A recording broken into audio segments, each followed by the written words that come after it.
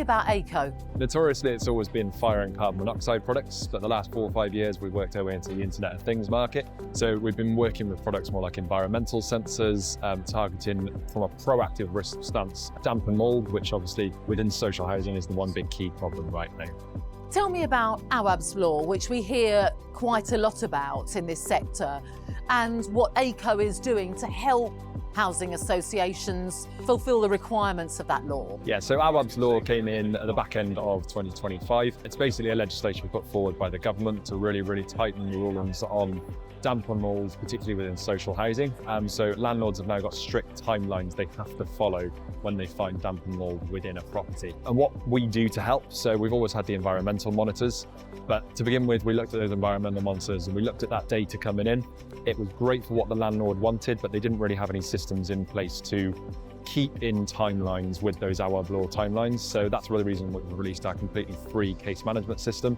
It's a nice software that you can add to the system. You don't need any hardware in the property. So from there, they can keep compliant with Awaab's law. It's worth saying as well, we've got a number of other products that are going to tie into the rest of the hazards that are on the way with Awaab's law as well. Now, when it comes to repairs, so often it has been a case of it being reactive, but there's a real move, isn't there, towards making it proactive. Tell me where you fit in with that. Notoriously, environmental systems have been used as that reactive maintenance stance. So for example, you find damp and mould within that property, you go in, you carry out the works, and then you add the monitoring systems to make sure that you've got that first time fix, which is actually really difficult to achieve when it comes to damp and mould. So there is a big push now towards a more proactive stance. Awaab's law states that it is part of Awaab's law that the landlord has to be more proactive. So now more landlords are moving to move these environmental systems into their properties before there is a damp and mould claim case. That's not only helping from a compliance point of view, but it's also really helping long-term from a financial point of view as well. Does Aico have any exciting innovations coming up?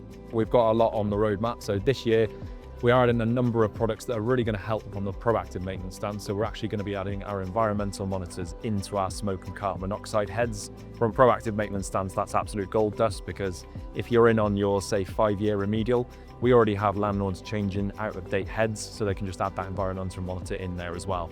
I mentioned radiation that's going to drop under Awaab's law next year as well. So we're actually tagging into that live remote system, and we're giving landlords live data on radon gas. So for those of you who don't know anything about radon, the current system relies a lot on double access. No access is one of the biggest problems that landlords are facing currently. So we're doing away with all of that and just giving a live rolling average of radon data coming into landlords' properties.